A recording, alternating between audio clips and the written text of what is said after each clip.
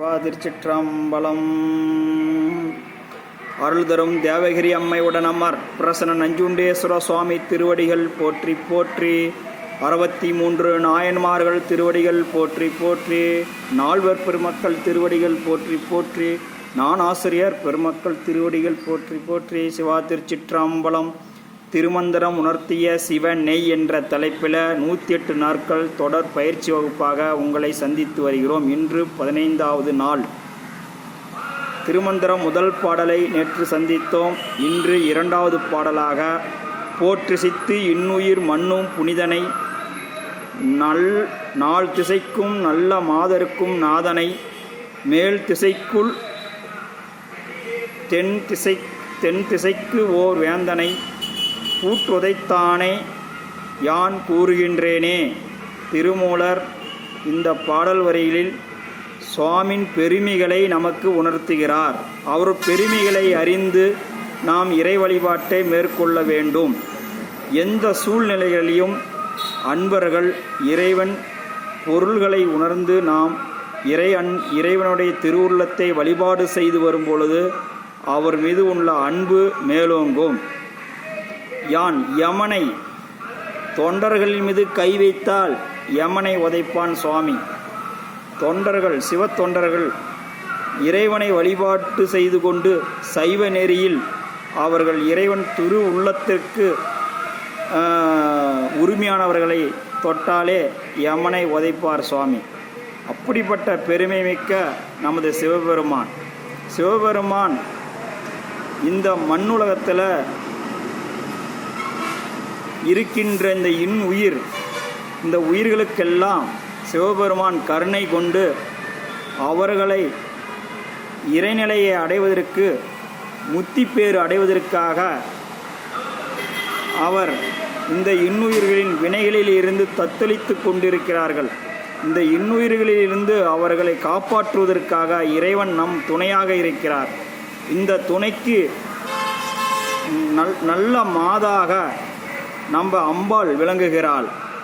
நமக்கு தாயின் நம்ம உடலுக்கு உள்ள தாயை போல் அனைத்து உயிர்களுக்கும் தாயாக துணையாக இருந்து இந்த உயிர்களை இறைவன் திருவடியில் சேருவதற்கு நமக்கு துணையாக இருக்கிறார்.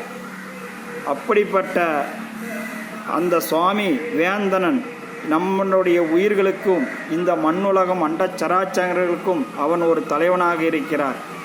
அவரை உணர்ந்து கொண்டு அவருடைய திருவுள்ளத்தின் அன்பை பெறுவதற்கு நாம் தினசரி திருமுறைகளை பாடி வர வேண்டும். தினசரி திருக்கோயிலுக்கு வந்து அவரை வழிபாடு செய்து வர வேண்டும். உங்களால் முடிந்த அளவுக்கு ஒரு நாள் ஒரு திருமுறையை மனப்பாடம் செய்து இறைவனிடத்தில் ஒப்பித்து வர வேண்டும்.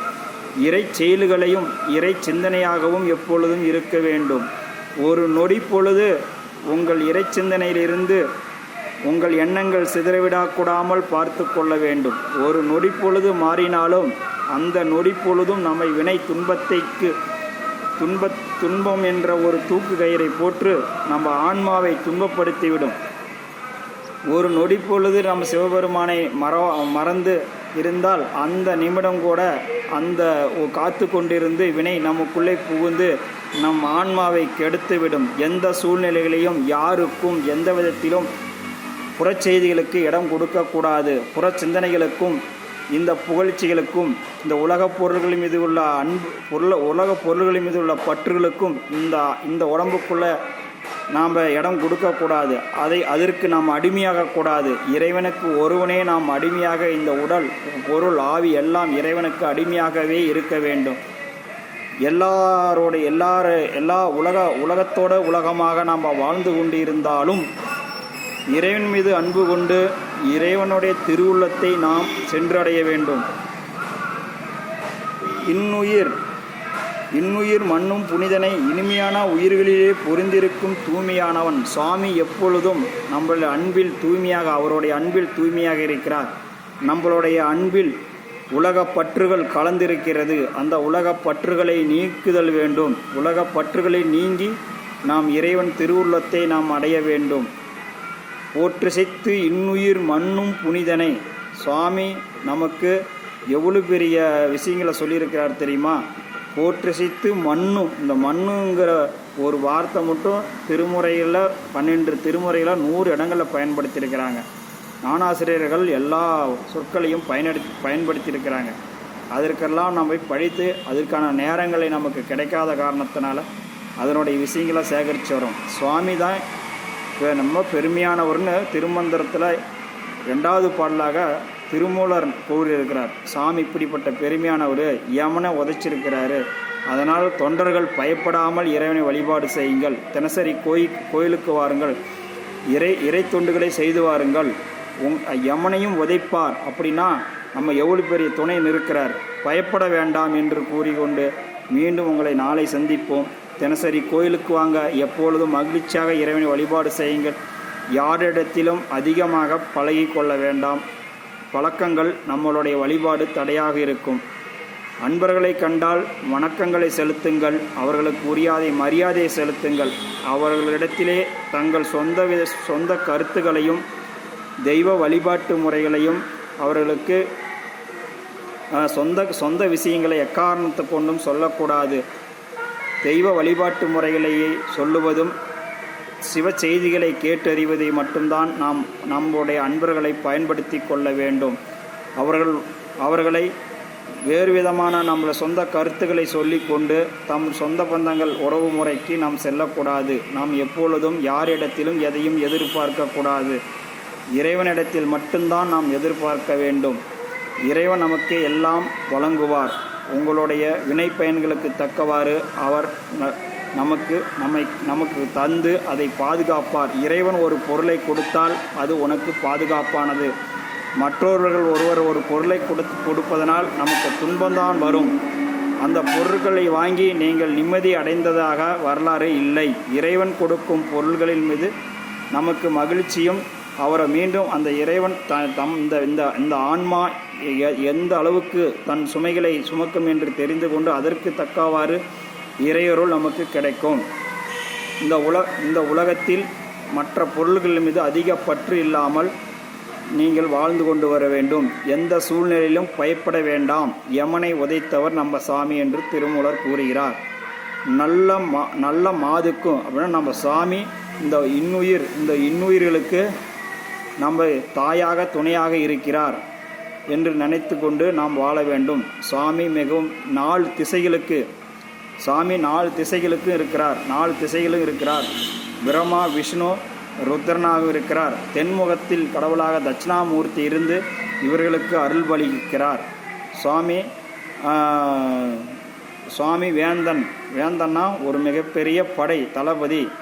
உயிர்களுக்கு வர துன்பத்தை நீக்கக்கூடிய ஆற்றல் உடையவர். அந்த உயிர்களை காக்கக்கூடியவர். உயிர்களை அந்த உயிர்களின் அந்த பகுதியுள்ள மக்களை தலைமையாக இருந்து பாதுகாக்கக்கூடியவர்.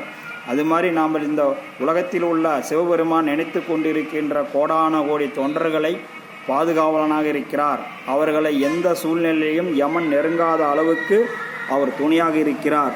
நீங்கள் தினசரி தொண்டு செய்து வாருங்கள், சிவாலயங்களுக்கு சென்று வாருங்கள், திருமுறைகளை பாடி வாருங்கள், ஞானாசிரியர்கள் வகுப்பெடுக்கும் பகுதிகளில் சென்று அவர்கள் கூறும் சிவனான கருத்துக்களை குறிப்பெடுத்து வாருங்கள். அதை மக்களிடத்தில் எடுத்து சொல்லுங்கள். மக்கள் பயன்பாட்டுக்கு வர வேண்டும். தாங்கள் அப்பொழுதுதான் மனதில் நிற்கும். எல்லாருடைய அன்பரிடத்தில் அன்பாக பழகுங்கள். எந்த சூழ்நிலையிலும் புறச்செய்திகளையும் அதிகமாக நம் உள்ளுக்குள் புகுத்தியிருக்க வேண்டாம். நம்மளுடைய தினசரி ஒரு முறை சாமியோட தியானம் இருந்து புறத்தில் உள்ள கழிவுகள், தேவையற்ற செய்திகள் இருந்தால் எல்லாம் வெளியேற்றுங்கள். தினசரி மனதால் சிவபெருமான் நினைத்து பூஜை செய்து வாருங்கள், மன பூஜை செய்து வாருங்கள். தினசரி நஞ்சுண்டேஸ்வரர் கோயிலுக்கு வாங்க. நம்மளுடைய உச்சகால பூஜையில் சிறப்பான முறையில் அபிஷேகம் நடக்குது. இப்பொழுதெல்லாம் நூற்றுக்கணக்கான மேற்பட்ட மக்கள் இந்த உச்சகால பூஜையை தரிசனம் செய்கிறாங்க. உள்ளேயே 4 பேர், நான் 20 வருஷம் 4-5 பேருக்குள்ளே உச்சகால பூஜை நடந்தது. இன்றைக்கி 200 பேர் வரிசையாக நிற்கிறாங்க. சுவாமி அப்படிப்பட்ட ஆற்றல் கூடிய நம் தரிசனம் செய்து உங்கள் துன்பத்திலிருந்து விடுதலை பெற்று இறையருளை பெறலாம் என்று கூறிக்கொண்டு மீண்டும் 3வது பாடலாக நாளை நாம் திருமந்திரத்திலிருந்து சிந்திப்போம் என்று கூறிக்கொண்டு விடைபெறுகிறேன். தயவுசெய்து தினம் ஒரு பதிகங்களை மனப்பாடம் செய்யுங்கள். சுவாமியிடத்தில் வந்து சொல்லுங்கள். எந்த சூழ்நிலையும் இறை சிந்தனை, திருவருள் எது உங்களுக்கு ஒன்றும் புரியவில்லை என்றாலும் பரவாயில்லை, எனக்கு வழங்கிய திருவருள் செயல்படி நான் வாழ்கிறேன். சிவா திருச்சி நிராம்பலம். நான் ஏதாவது கூறியிருந்தால் மன்னித்து விடுங்கள் ஐயா என்று கூறிக்கொண்டு விடைபெறுங்கள். நம்மளுடைய இச்சைக்கு இடம் கொடுக்க வேண்டாம். இறைவனுடைய அன்புக்கு நாம் பாத்திரமாக இருக்க வேண்டும். இறைவன் நம்பகமான ஒருவராக நாம் இருக்க வேண்டும். எந்த சூழ்நிலையும் நாம் இறைவனை ஏமாற்றிவிடக்கூடாது. அப்படி நாம் இறைவனுக்கு எந்தவித இதுவும் இல்லை. இறைவன் ஆனால் உங்களை நம்புகிறார். நாம் இறைவனை ஏமாற்றிவிடலாம், ஆனால் இறைவன் உங்களை முழுமையாக நம்புகிறார். இந்த ஆன்மா என்னுள் இந்த பேரானந்தத்தில் கலக்க வேண்டும் என்று அவர் உங்களை நம்பிதான் இருக்கிறார். ஆனால் நம்ம மீது நம்பிக்கையில்லாத காரணத்தினால் சில வாழ்வியல் முறைகளில் நாம் வாழ்ந்து இறைநிலைகளை தினசரி வழிபாடு செய்து கொண்டு வரும்போது தான் அவர் பேராற்றலை கொஞ்சம் கொஞ்சமாக நமக்கு வழங்குகிறார். அதனால் உங்களை நம்புகிறார். நீங்கள் இறைவனை நம்புங்கள். சிவபெருமான் உங்களை காப்பார், யமனை உதைப்பார், துன்ப வினைகளிலிருந்து உங்களை காப்பாற்றுவார் என்று கூறிக்கொண்டு 3வது பாடலாக நாளை சிந்திப்போம். திருச்சிற்றம்பலம்.